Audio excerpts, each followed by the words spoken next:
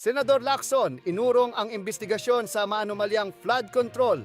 Ilang netizens dismayado sa naging desisyon ng Blue Ribbon Committee Chairman.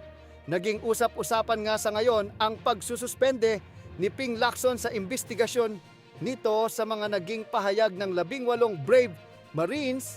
Dito, marami ang nagtataka kung bakit takot na takot ang chairman ng Blue Ribbon, lalo na't mayroong mga ebidensya na inilabas ang abogado ng mga Marines na si Attorney Baligod. Sa kanyang social media post ay makikita natin ang mga resibo ng mga pinagbilhan ng mga maleta na ginagamit upang nakawin ang kaban ng bayan. Samot-sari naman ang naging reaksyon ng mga netizens dahil dito umusok rin ang ilong ng ibang netizens nang may nagsabi na puro social media lamang si Attorney Baligod at sinisiraan lamang nito ang administrasyon. Sumagot rin ang netizens at sinabing, takot ka lang. Kasi may kilala kang involved, baka lang ha? May sabit ka din. Ipagliban ang bilyon-bilyon anomalya sa flood control at ghost project laban sa 125 milyon ni VP Sara na idiniklara na ng COA na malinis at walang anomalya. Malapit na ang eleksyon, sana magbago na ang estado ng Pilipinas at pag napalitan na ang kasalukuyang administrasyon ng may pusong leader. Matatandaan natin na kailangan muna dumaan sa ombudsman ang mga kasong ito bago maiakyat sa Korte Suprema dahil sila ang may kakayahan na panagutin ang mga tiwaling opisyal ng gobyerno, samantala hindi umano makatwiran ang mga rason ni Lacson dahil habang tumatagal ay mayroong pagkakataon na takasan ng mga taong nasa likod nito ang kanilang pananagutan. Bago ang lahat, kung bago ka pa lamang sa channel na ito at kung gusto mo ang balitang politika, please huwag kalimutan mag-like, subscribe at i-click ang notification bell para mas maging updated ka palagi sa lahat ng mga video na ina-upload namin. At ito na nga mga kababayan. Ni Lacson, binanggit ang affidavit at energy emergency. Ipinagpaliban ng Senate Blue Ribbon Committee ang nakatakdang pagdinig nito sa April 14 kaugnay ng controversial na issue ng flood control projects ayon sa pinakahuling ulat.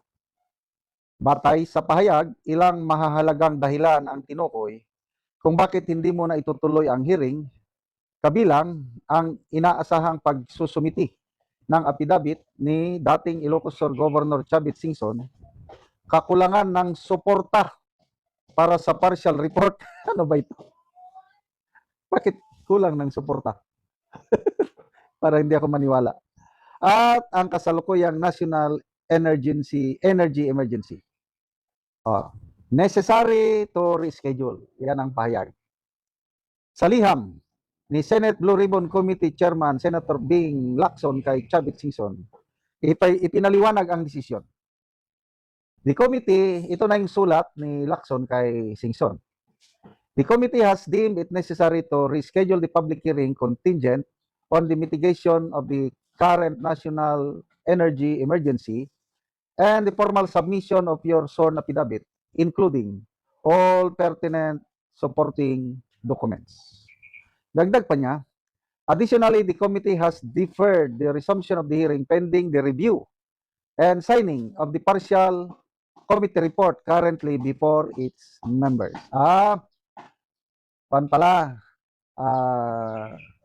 Yung partial report, kailangan ata ng siyam na pipirma. Siyam ba o pito? Ay parang pito. Tama. Pito or siyam, I'm not sure. Ang pinaka-latest, nung naibalita a month ago, 4 pa lang ang nakapirma. So kulang pa ng 3. Hindi ko na sigurado kung 7 o siyam ang kailangan pipirma. So anong ibig sabihin nito? Yung partial report, parang nilalangaw. Kaya ang nakapirma lang na maalala ko, Lacson, Hontiveros, Bamakino, and Hontiveros. Yan lang. All others, wala pa. Kaya siguro, ang pinakamalaking dahilan, opinion ko lang ito kasi 3 yung rason Yung kulang pang pirma, yung partial report, affidavit ni Singson, madali lang ito Kasi interesado naman si Singson na mag-appear. Kaya ano ba ngayon? 9, 10, 11, 12, 13, 14. Ang dali magpa-submit kung gustuhin. Kaya tingin ko, yung affidavit documents ni Governor Singson, madali lang yan. And then yung National Emergency Crisis, wala rin ito. Kasi ibang usapan na, flood control yan. Hindi naman kasapi si Lacson dyan sa National Emergency ng Energy. Hindi naman siya DOE Secretary. Kaya dapat sana, kung ako lang kung ako si Lacson, i-focus ko dito sa flood control dahil kung mayroong major, most pressing concern ng taong bayan ngayon, lumalabas sa mga survey, is itong flood control. Major concern talaga yan. Reklamo ng taong bayan yung mali-maleta na nawawala, dinideliver lang kung kani-kanino.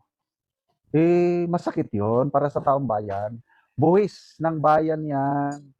Kaya hindi pwedeng hanggang makalimutan na lang. Well, excuse me. Kung yan ang gusto nila, nasa poder sila, wala tayong magagawa. Ang magawa lang natin pagdating ng eleksyon.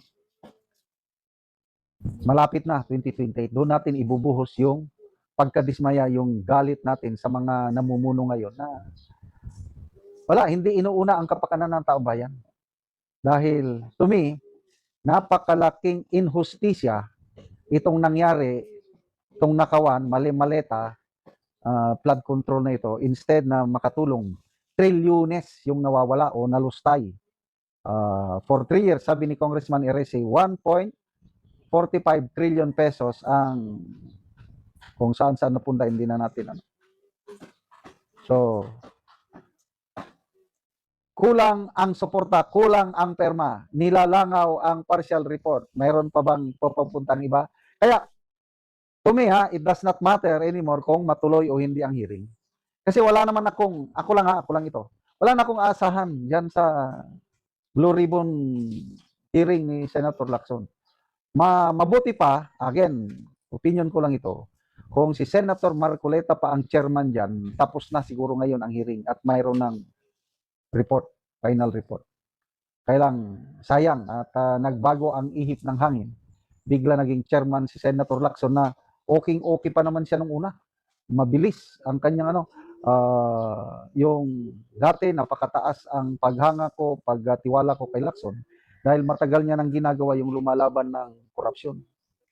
Kaya lang nakakapanghinayang itong pagiging chairman niya ng Blue Ribbon Committee, parang kung boxer pa, parang Tyson na pwede niya nang patumbay ng kalaban niya. Kaya lang, wala parang pitik-pitik lang ni Lacson. Tyson. Ganon ang nangyari. Ayaw tumbukin ang mga mastermind. At yung kadahilanan, bahala na tayo kung anong dahilan nasa utak ko na kailang hindi ko pwedeng masabi sa ngayon. Salamat mga kaibigan sa inyong pagsubaybay sa channel na ito. Nakakatulong kayo ng malaki sa tribong Talanding ng Bukidnon dahil ang sweldo natin sa channel na ito is pantulong sa tribo. Namimigay tayo ng libreng yero at pako para makapagpatayo sila ng mas maayos na tirahan. Kaya panoorin ninyo ang video na ito.